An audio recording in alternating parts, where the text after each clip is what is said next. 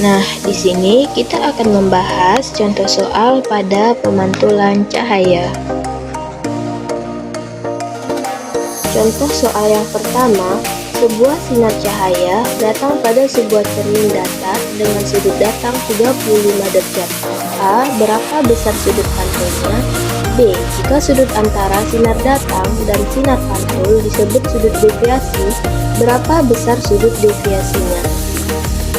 Nah, diketahui sudut datang atau theta I sama dengan 35 derajat. Cermin yang digunakan adalah cermin datar. A. Menentukan sudut pantul. Hukum pemantulan cahaya menyatakan bahwa theta I sama dengan theta R, di mana theta I sama dengan sudut datang dan theta R sama dengan sudut pantul. Jadi, sudut pantulnya adalah 35 derajat. B. Menentukan sudut deviasi. Sudut deviasi adalah sudut antara sinar datang dan sinar pantul. Karena sinar datang dan sinar pantul berada pada sisi yang berbeda terhadap garis normal, maka sudut deviasi sama dengan theta I ditambah theta R. 35 derajat ditambah 35 derajat sama dengan 70 derajat. Jadi, sudut deviasinya adalah 70 derajat. Contoh soal yang kedua. Dua buah cermin datar disusun saling tegak lurus sudut 90 derajat.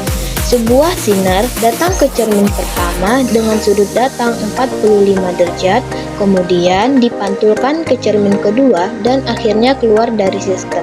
Nah, berapa sudut antara sinar datang awal dan sinar yang keluar dari sistem cermin? Oke, mari kita selesaikan. Cermin A dan B membentuk sudut 90 derajat. Sinar datang ke cermin A dengan sudut 45 derajat sehingga sudut pantul dari cermin A juga 45 derajat. Karena sudut antara kedua cermin adalah 90 derajat, sinar pantul dari cermin A akan datang ke cermin B tegak lurus, sudut datangnya 0 derajat. Sinar tegak lurus ke cermin akan dipantulkan kembali ke arah semula, sehingga jalur sinar menjadi seperti huruf L yang dibalik. Akhirnya, sinar keluar sejajar dengan arah semula tetapi berbalik arah. Jadi, sudut antara sinar datang dan keluar adalah 180 derajat. Contoh soal yang ketiga, dua buah cermin datar disusun membentuk sudut 60 derajat. Sebuah benda diletakkan di antara kedua cermin. Nah, berapa banyak bayangan yang terbentuk? Pertama-tama, kita gunakan rumus jumlah bayangan oleh dua cermin datar, di mana N sama dengan 360 per theta dikurang 1. N sama dengan 360 per 60 dikurang 1 sama dengan 5. Jadi, jumlah bayangannya adalah 5. Dengan catatan, jika hasilnya ganjil dan benda tidak simetris terhadap pertemuan cermin, maka bayangan yang terlihat bisa kurang dari itu. Contoh soal yang keempat. Diagram ini menunjukkan berkas cahaya yang mengenai permukaan cermin. Berapa sudut datang dan sudut pantulnya? A. I sama dengan 30 derajat, R sama dengan 30 derajat. B. I sama dengan 60 derajat, R sama dengan 30 derajat. C. I sama dengan 30 derajat dan R sama dengan 60 derajat. D. I sama dengan 60 derajat dan R sama dengan 60 derajat. Oke, mari kita selesaikan.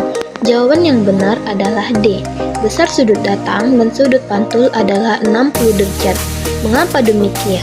Karena I sama dengan R, maka sudut pantul R juga 60 derajat.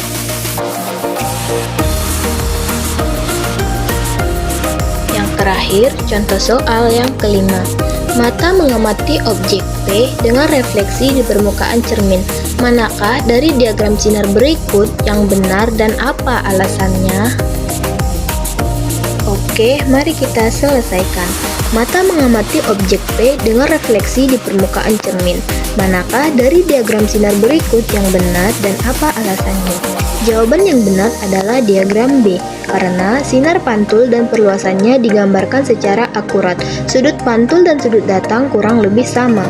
Selain itu, sinar pantul yang memanjang bertemu pada satu titik dengan jarak sama dari cermin sebagai objek.